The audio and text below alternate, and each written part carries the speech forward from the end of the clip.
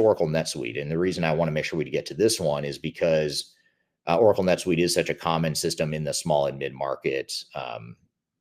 They rank high in our top 10 list just largely because of their market share. I mean, so many small and mid-sized companies are using NetSuite, so much so that I think at times Oracle gets a little bit too far ahead of themselves trying to sell NetSuite in places they maybe shouldn't be selling NetSuite. So I think they're very aggressive in their sales efforts. They've obviously picked up a lot of market share in recent years. What I like about NetSuite, especially now, I wouldn't have necessarily thought this was a big deal 5 or 10 years ago, but especially now with all these other competitors like SAP and Oracle and Microsoft who are still sort of making that transition over to the cloud, NetSuite's they're not sitting back doing nothing, but they've been in the cloud since 1998 and when they started 25 years ago. So everything they've built, all the R&D dollars they put into their product is still relevant here today in 2024 as it was, back in the late 90s and early 2000s when they were starting out. The reason this is a big deal is because then on the flip side, or in contrast, you have, say, SAP or Microsoft, who has all these legacy products with great capabilities, but now they're trying to rewrite that code and recreate that capability for the cloud.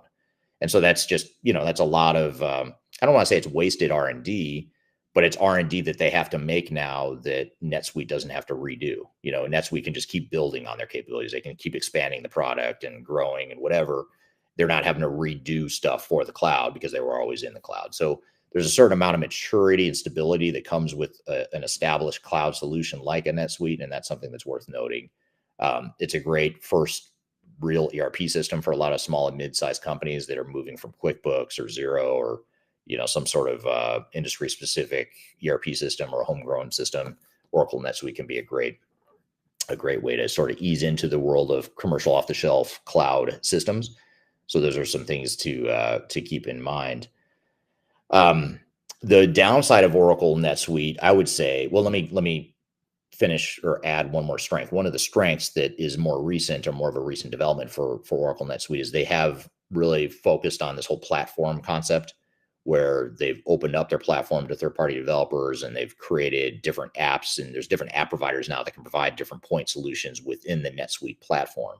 So that gives a lot of options for organizations too. If they find that Oracle NetSuite as a base product gets them close, but not all the way to where they need to be, they might find what they need to fill in some of those gaps with third-party apps on the platform. So that's something to keep in mind as well. The downside of Oracle NetSuite is, again, back to a strength, also being a weakness.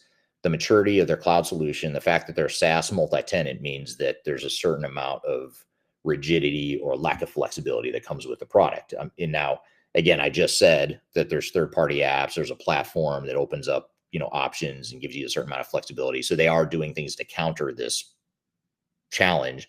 But a lot of companies implementing Oracle NetSuite, especially small companies that aren't used to having a structured system, they struggle culturally and organizationally with that change at times and operationally. So it's just something to be aware of. It's not to say you shouldn't implement Oracle for that reason, but it's something that you just have to recognize as a risk. If you implement Oracle NetSuite in general, you're just going to have more rigidity and there's going to be more change imposed on your organization than you might have if you implemented, say, an Odoo or a Microsoft D365. So those are some of the things you've really got to keep an eye on.